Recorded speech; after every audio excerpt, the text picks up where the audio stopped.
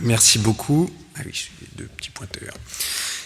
Merci beaucoup et merci beaucoup aux organisateurs de m'avoir invité à parler de ce sujet dans ce effectivement superbe endroit. J'aime beaucoup cet endroit-là. Donc on va parler des abcès et des empyèmes cérébraux.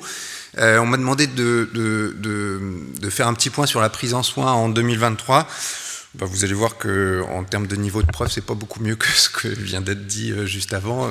J'ai presque envie de dire malheureusement, mais c'est comme ça. J'ai aucun conflit d'intérêt. Alors, juste quand même en introduction, c'est vrai que les abcès cérébraux, et c'est d'ailleurs pour ça que le niveau de preuve est assez faible, c'est un peu les parents pauvres des trois grands éléments infectieux neuroménagers. On a envie de dire, si on fait une recherche peu mettre toute bête, vous voyez que c'est vraiment le troisième, enfin le dernier cadre nosologique infectieux, neuro-infectieux retrouvé dans la littérature. D'ailleurs, dans la littérature, il n'y a pas du tout de distinction entre abcès et empyèmes cérébraux. Tout ça est mélangé, et donc c'est difficile d'extraire là-dedans les aspects spécifiques des empyèmes. Et d'ailleurs, je vais regrouper dans tout le reste du topo les deux aspects ensemble. Alors pourquoi c'est peu étudié ? Parce que c'est rare, c'est effectivement très très rare. Vous avez ici les taux d'incidence qui sont faibles et qui sont à peu près homogènes sur l'ensemble des pays qui ont travaillé dessus.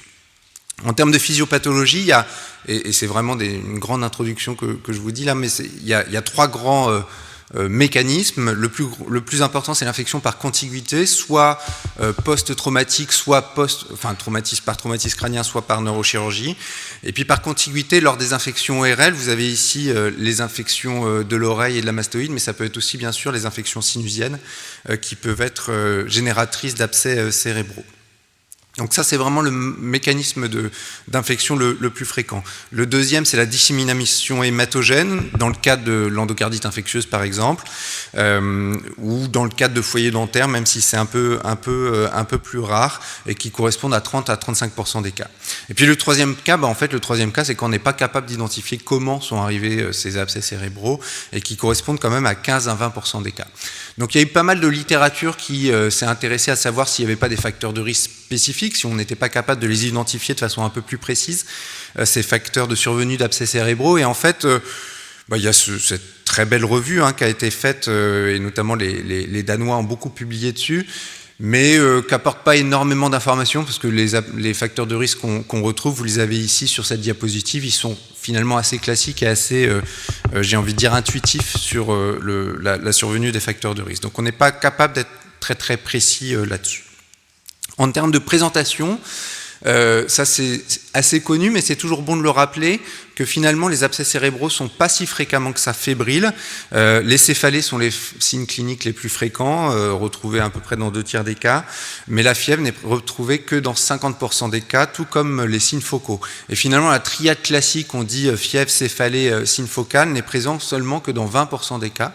Donc les abcès cérébraux peuvent avoir des présentations cliniques très piégeuses. Il y a un autre signe clinique qui peut être présent dans les abcès cérébraux, qui est bien sûr les crises convulsives, mais qui ne sont présentes que dans 1/4 des cas. Donc on peut se faire avoir sur la clinique des abcès cérébraux. La biologie, elle également, n'est pas vraiment très discriminative. On a un syndrome inflammatoire, mais qui n'est pas systématique. Vous avez vu, retrouvé que dans 60% des cas. Les hémocultures, il faut les faire bien sûr systématiquement, parce que vous l'avez vu tout à l'heure, ça représente 1/3 des causes d'abcès cérébraux qui sont par voie hématogène. Donc c'est toujours bon de faire des hémocultures, mais elles ne sont présentes que positives que dans 28% des cas. Donc il faut les faire, mais il ne faut pas non plus en attendre une rentabilité majeure. Et puis une petite note d'infectiologie quand même, il faut systématiquement faire une sérologie VIH lors des abcès cérébraux. Pour nous, c'est quelque chose de sous-cortical, si on reprend la thématique. Il faut les faire, puisque les étiologies des abcès cérébraux et les prises en soins d'ailleurs, sont clairement différents chez les personnes vivant avec le VIH, des personnes ne vivant pas avec le VIH, et c'est même spécifique en termes d'immunodépression, ce ne sont pas du tout les mêmes prises en soins qu'on va faire. Donc cette sérologie VIH, qui est certes pas souvent positive, va tellement changer la prise en soins qu'il faut la faire de façon systématique. En termes de microbiologie, cette diapo est difficile à lire, mais c'est un peu fait exprès. Les informations, c'est quoi? C'est effectivement les streptocoques de la cavité buccale qui sont en bleu ici, comme vous le voyez, qui sont les agents pathogènes les plus fréquemment responsables.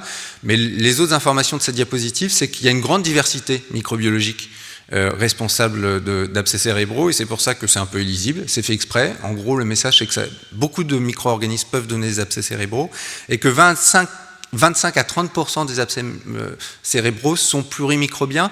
Et ce chiffre est probablement très sous-estimé, puisque quand on fait des études avec des techniques microbiologiques très poussées pour voir vraiment si les abcès sont monomicrobiens ou plurimicrobiens, en fait, toutes les études qui sont intéressées à ça montrent qu'en fait, la part plurimicrobienne est beaucoup plus importante que ce qu'on croit.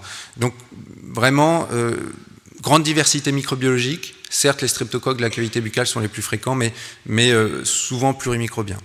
Deuxième diapo sur la microbiologie, qui est encore une fois illisible, mais c'est fait exprès. Vous avez sur ce côté-là les immunocompétents et ici les immunodéprimés. Regardez juste les couleurs, elles sont différentes. C'est juste pour vous dire que chez les immunodéprimés, les causes microbiologiques sont très différentes des causes de l'immunocompétent, et donc il va falloir aller rechercher des causes spécifiques, et ça, quel que soit le type d'immunodépression. Donc vraiment, ça c'est un message important. Chez les immunodéprimés, c'est très différent de chez les immunocompétents. En termes de pronostic, ce sont des maladies qui sont graves et qui continuent à être graves après la prise en soins initiale. Vous avez ici cette grande cohorte danoise qui s'était intéressée justement au pronostic, alors considérés comme à long terme, mais qui étaient à 6 mois, des patients qui avaient été traités pour des abcès cérébraux. Et bien vous voyez que finalement, il y a une grande proportion de patients qui restent handicapés après leurs abcès cérébraux, et la mortalité continue à croître, bien évidemment du fait des handicaps et des comorbidités créées par les abcès initialement, mais continue à croître tout au long des 6 premiers mois. Donc ça reste une maladie grave, on est à 15% de mortalité à 6 mois, et avec des handicaps qui sont parfois importants, donc c'est tout l'intérêt de s'en occuper. Alors justement, quoi de neuf en 2023 ? En fait, c'était assez simple pour faire mon topo, parce qu'en 2023, il y a eu les recommandations européennes de la Société européenne de pathologie infectieuse qui s'est intéressée aux abcès cérébraux et qui a exploré la thématique en 10 grandes questions. On va en faire pas toutes, mais une partie, mais des questions sur le diagnostic, des questions sur le traitement et des questions sur les complications. J'ai essayé de vous faire un résumé très pragmatique de ces recommandations-là, qui sont plutôt bien faites, qui ont fait intervenir plusieurs experts de plusieurs spécialités, bien évidemment, selon les mêmes méthodes qui ont été décrites précédemment. Alors la première question, c'était est-ce qu'il faut demander à notre neurochirurgien d'aller systématiquement ponctionner l'abcès, pour peu que ce soit techniquement faisable, bien évidemment. On parle que de ceux qui sont techniquement faisables. Alors, je vous ai mis, parce que je n'ai pas pu m'en empêcher, je suis quand même infectiologue. Le truc important pour l'infectiologue, c'est d'avoir de la documentation microbiologique. Sur cet aspect-là, c'est effectivement très important. Vous avez ici, puisque ces recommandations européennes, en fait, on en profité pour faire une méta-analyse sur ces différentes questions. Vous voyez que si on fait de la neurochirurgie, on a une microbiologie qui est beaucoup plus fréquente que si on ne l'en fait pas. Je vous rappelle que les hémocultures ne sont positives que dans à peu près un gros quart des cas, et donc la neurochirurgie a un intérêt diagnostique très important. Alors vous êtes d'accord, ça fait plaisir à l'infectiologue, mais est-ce que c'est bon pour le malade ? Il n'y a pas d'impact sur le pronostic d'attendre la biopsie ou la ponction pour débuter les antibiotiques. Ça c'est intéressant, c'est-à-dire qu'est-ce qu'il faut donner les antibiotiques avant la biopsie. Il n'y a pas d'impact sur le pronostic. Le niveau est très faible parce qu'il y a très peu de données dans la littérature, mais c'est ce que disent ces recommandations. Donc les recommandations disent qu'il est préférable d'attendre la ponction chirurgicale pour débuter les antibiotiques, et que le mieux c'est quand même de faire la ponction rapidement, au mieux dans les 24 heures après le diagnostic de cet abcès cérébral, bien évidemment quand c'est techniquement faisable. Il faut demander une biologie moléculaire si les cultures sont négatives, puisque la rentabilité de la culture bactériologique standard dans ces abcès cérébraux n'est pas parfaite, la sensibilité n'est pas parfaite, et donc il faut savoir demander la biologie moléculaire. Vous savez ce qu'on a, la fameuse PCR ARN-CSS, qui est pan-bactérienne, qui peut être intéressante. Et bien sûr, chez les immunodéprimés, il va falloir demander beaucoup d'autres choses, mycologiques bien évidemment, de l'anocardia, donc des cultures bactériennes prolongées. Donc oui, un intérêt de la neurochirurgie pour le diagnostic. Est-ce que ça a un intérêt pour le pronostic ? de faire de la neurochirurgie, et ben oui, il y a aussi un intérêt, pour peu, encore une fois, que ce soit techniquement faisable et que l'abcès soit suffisamment gros. Vous avez ici l'impact sur la mortalité d'avoir un drainage neurochirurgical, et vous voyez qu'ici en vert, c'est petit, mais en vert, il y a un intérêt pronostique en termes de mortalité de faire un drainage chirurgical de cet abcès. Donc oui, c'est très intéressant de le faire. Sur les séquelles, c'est moins fiable, hein, moins démonstratif, j'ai envie de dire, mais sur la mortalité, vous avez un intérêt. Donc non seulement la neurochirurgie est utile et ça fait plaisir à l'infectiologue d'avoir une documentation microbiologique, mais ça a en plus un impact thérapeutique sur la mortalité, donc il faut motiver votre neurochirurgien pour le faire. Et donc là, c'est une recommandation forte d'opérer les abcès quand faisable et le plus vite possible. L'exception, c'est la toxoplasmose. La toxoplasmose, c'est essentiellement le patient vivant avec le VIH. Et ce que je vous disais, l'un des impacts, là, ça illustre la prise en soin très différente chez un patient vivant avec le VIH. Alors une fois qu'on a fait le diagnostic et une fois que le patient a été opéré, il va falloir commencer les antibiotiques puisqu'on a vu auparavant qu'il valait mieux attendre la ponction pour débuter les antibiotiques. Alors quel traitement probabiliste ? On retrouve sur ce que je vous ai dit cette grande diversité microbiologique et ça veut dire quoi ? Ça veut dire qu'il va falloir être obligatoirement très large et couvrir, qu'on soit immunodéprimé ou qu'on soit immunocompétent, tous les micro-organismes potentiellement responsables. Donc on est obligé, dans le traitement probabiliste des abcès cérébraux, d'être très large en termes d'antibiothérapie. Alors très large, ça peut aller jusqu'à l'utilisation des carbapénèmes, bien évidemment, pourquoi pas. Et cette étude, ces recommandations ont essayé d'évaluer ça, c'est-à-dire est-ce qu'il y avait un bénéfice à mettre en probabiliste des carbapénèmes versus des céphalosporines de 3e génération que vous voyez ici. Et il n'y a pas de bénéfice à rajouter des carbapénèmes. Donc oui, il faut être large, mais il ne faut pas non plus utiliser les derniers médicaments qu'on a à notre possession. Et donc les recommandations, ce sont celles-ci. On va focaliser sur les abcès communautaires. C'est d'utiliser une céphalosporine de 3e génération par voie injectable associée au métronidazole. Et puis peut-être avec une petite spécificité en post-neurochirurgical, où là, bien évidemment, on a la possibilité d'avoir des bactéries nosocomiales, où là, on va se fendre de faire méropénème. Alors les experts n'ont pas réussi à choisir entre vancomycine et l'inésolide. On pourra en parler dans les questions. Moi, j'ai une petite préférence pour l'inésolide, mais les experts n'ont pas réussi à choisir. Chez les immunodéprimés, vous avez aussi là, c'est très large. Il faut savoir rajouter le cotrimoxazole, notamment pour les nocardias. Ça peut être très intéressant. Il y a une question qui n'a pas été traitée dans ces recommandations-là, et c'est une question qui chahute pas mal les infectiologues, c'est de savoir si on peut réduire le spectre une fois qu'on a la documentation microbiologique, une fois qu'on a les résultats de la biopsie ou de la ponction neurochirurgicale. Donc elle n'est pas du tout traitée dans cette recommandation-là, peut-être parce qu'on n'arrive pas à se mettre d'accord en tant qu'infectiologue. La réduction du spectre, c'est ce qu'il faut faire, vous savez bien, c'est toujours bon en termes de santé publique, mais l'inquiétude qu'on a, c'est que je vous ai dit que les abcès sont souvent plurimicrobiens et que comme la sensibilité des tests microbiologiques n'est pas parfaite, on peut se faire avoir.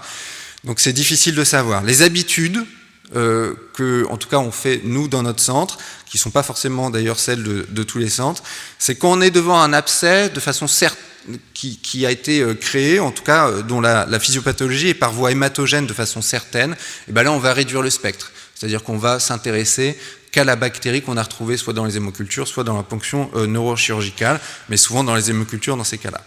Par contre, si on est dans un abcès de contiguïté, comme les infections post-traumatiques au ORL, là on ne va pas le faire, parce que comme on a des infections ORL, c'est par contiguïté, ça peut être plurimicrobien, et donc on ne va pas se satisfaire de la seule bactérie qu'on va retrouver sur la ponction neurochirurgicale, on va considérer que c'est plus large.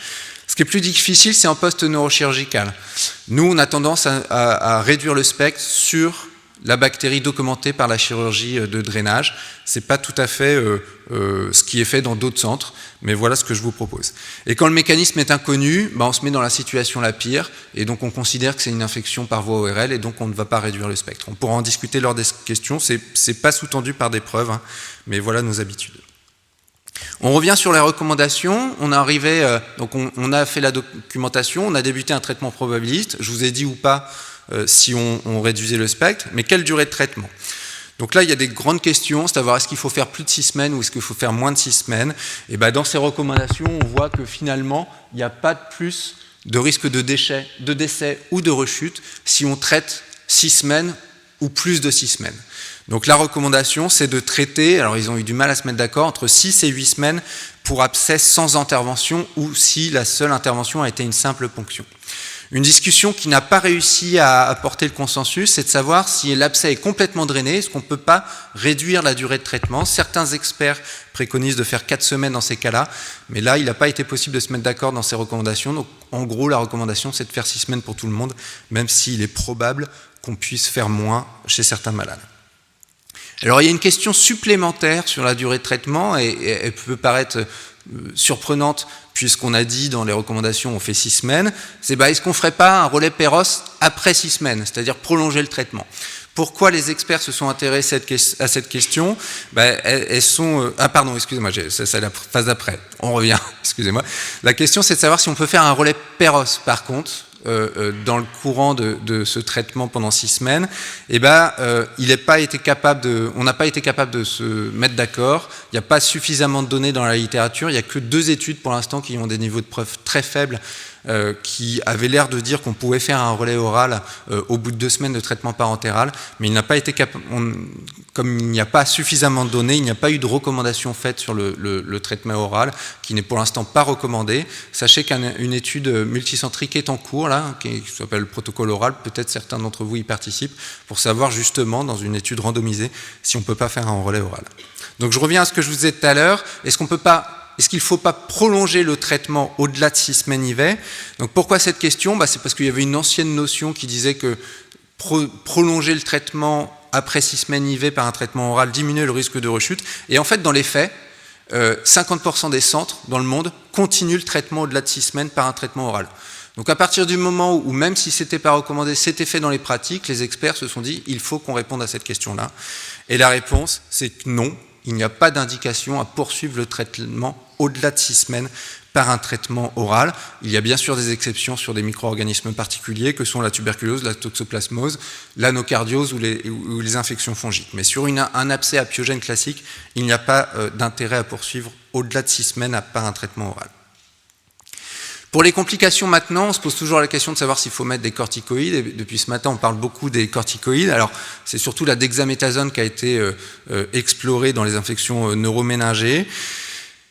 C'est pas clair dans la littérature. Il y a des études de faible niveau de preuve qu'aurait plutôt tendance à dire, si on regarde ces éléments, que les corticoïdes peuvent être un peu délétères, tant en termes de mortalité qu'en termes de séquelles au long cours. Le truc, c'est que finalement, tous les patients sont mis dans un même sac, et donc c'est difficile d'avoir une granularité suffisante. En fait, pour l'instant, les experts disent qu'on peut utiliser des corticoïdes, mais seulement s'il y a des symptômes sévères liés à l'œdème de l'abcès cérébral, et donc pas en systématique, et ça rejoint ce qu'on fait nous dans notre centre, c'est qu'on ne fait pas de corticoïdes en systématique, on n'en fait que si l'œdème a un retentissement clinique et pas que imagérique sévère. L'autre question pour les complications, c'est de savoir s'il faut donner des antiépileptiques en systématique. Il n'y a pas de données dans la littérature, et donc les experts sur absolument rien ont dit non, il ne faut pas donner d'antiépileptiques en systématique dans les abcès cérébraux, il ne faut le donner que si les patients ont présenté des crises épileptiques. Donc voilà ce qui a été dit dans ces recommandations européennes, qui sont quand même un guide assez utile et assez convaincant, j'ai envie de dire, à défaut d'être solide, pour la gestion de nos patients. Le diagnostic clinique et biologique de nos abcès cérébraux est souvent peu bruyant. La neurochirurgie, et les recommandations l'ont remontré ici, est très importante, tant en termes de diagnostic qu'en termes thérapeutiques. Ça améliore le pronostic global des malades. L'antibiothérapie est nécessairement large en probabiliste. Elle peut être réduite dans certains cas, et notamment dans les abcès par voie hématogène. Dans les autres cas, c'est beaucoup plus complexe. Le traitement, c'est 6 semaines, sauf certains pathogènes type nocardia, toxoplasmose ou infection fongique. Le relais oral, au bout de 2 semaines de traitement IV, on aura, on l'espère, la réponse dans les années qui viennent par ce protocole international qui est en cours. Les corticoïdes, c'est seulement si symptômes sévères, et puis pas d'antiépileptiques en systématique. Voilà, je vous remercie.